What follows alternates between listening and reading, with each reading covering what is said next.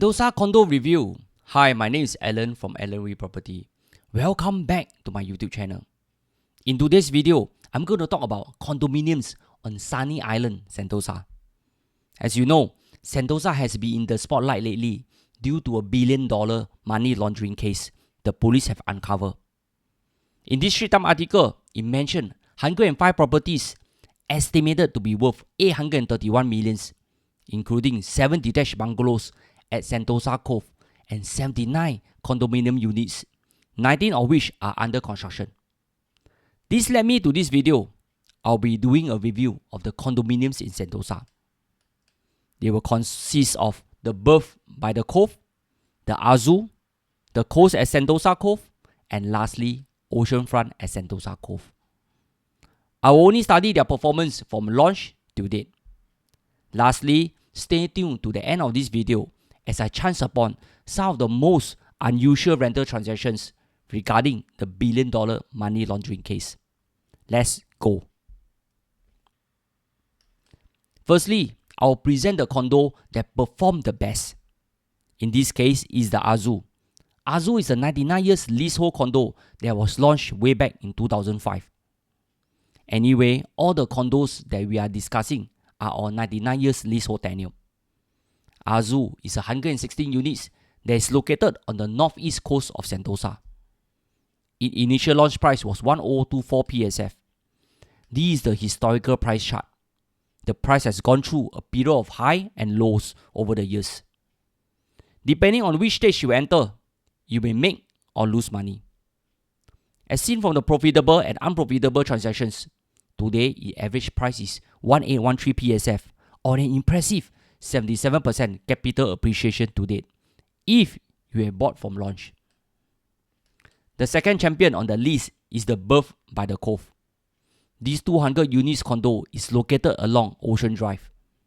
The initial launch price was only 837 PSF back in 2004. This is the pioneer condo to be launched when Sentosa Development commenced the sale of individual plot of land to property developers. Today, its average price is 1477 PSF. This is a 76% capital appreciation to date. This is the past recent transaction for the Berth. Price seems attractive in my opinion, but please do your own due diligence as sea-facing unit usually command a premium. Next on the list is the Oceanfront at Sentosa Cove. It's located in the southern part of Sentosa. It has some of the best view around. Some units can see the marina and others face the open sea. Higher floor units can even see the CBD. It was initially launched back in 2006 at 1370 PSF. The remaining units launched in 2007 are sold higher at close to 2000 per square feet. The prices has remained stagnant over the years. However, a handful of record transactions stood out in recent years. Are they really at arm's length transactions? Maybe I'm a little sensitive after the money laundering case. Next is the Coast at Sentosa Cove, which is another condominium that is along Cove Drive. There are 249 units and TOP in 2009.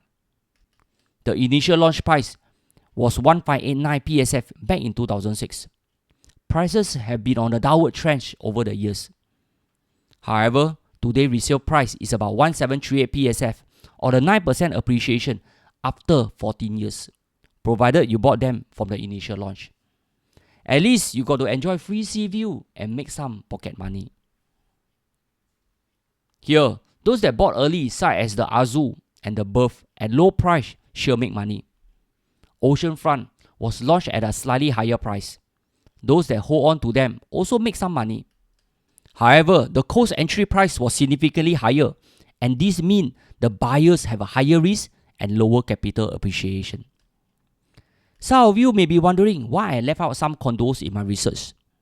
Well, they are still not 100% fully sold yet. You know lah, better don't say so much, later my video gonna bring down again. This is the historical chart for condos in Sentosa. Most of the projects were launched and fully sold quickly. Way back in the mid-2000s, there are no ABSD, no SSD, and no TDSR. You can buy and sell property very freely in Singapore. This led to a lot of speculation in condominiums in Sentosa. Then speculators start to flip their units before and after TOP, which occurs around 2008 to 2010. Back then, you can even flip option for the quick buck. Then the party start to slow down and hit bottom around 2018 when the appeal to Sentosa Cove lost its shine due to a lack of new launches and a softening market in those days. On the other hand, someone see an opportunity and pick up a good deal in the Azure in 2018 at 1298 PSF. He hold it for 4 years and resold it in 2022 for the cool $1 million profit. Well, what can we learn from here? This is what I call the greater property fool theory. Property buyers are eager to buy a property. They rush in to buy. They buy at high price, hoping to sell them higher to others in the future. This is very typical in any hot property market. Unfortunately, property price corrected and they lose money buying overpriced properties. Here come the bargain hunters who will buy distressed properties at lower price and resell them to property buyers who will continue the cycle once again. What can we learn here? You don't need to chiong to buy property at the onset. You can even make money in the resale market when the time is right. Having said that, which part of the property fool theory are you in? The eager property buyers or the bargain hunters? Let's head back to the money laundering case. Singapore Police Force mentioned that they are staying in mainly GCB and luxury condominiums around Singapore. It mentioned they were arrested at their residence in GCB along Irwan Park, Bishop Gate to 3rd Avenue and so on. The police have also clarified that none of the GCB are seized. They are all rented properties. A Straits Times article also mentioned how some of these sleazy deals occurs. One of them is the use of inflated rental transactions to wash their dirty money into clean money. Last year, HProp also published an article that Good Class Bungalow at Queen Astrid Park was rented at a record $200,000 per month. You also share some 20 top bungalow rentals in Singapore. I always wonder who on earth would pay close to $80,000 to $200,000 for a rental in Singapore. Are they flush with too much money to burn money? What is the rationale behind it? Let us head over to the GCB rental market and see if we can uncover some of these highly unusual rental transactions. Firstly, let me fly my private helicopter to Irwan Park. This is a place I love to run because it's next to the Green Corridor. This is a very quiet GCB area and most will not even know about it unless you are travelling from Holland to Bukit Timah via Old Holland Road. There are two unusual transactions at 93,000 and 100,000 way back in 2021. Similar GCB in the area are only going for $12,000 to $22,000 per month.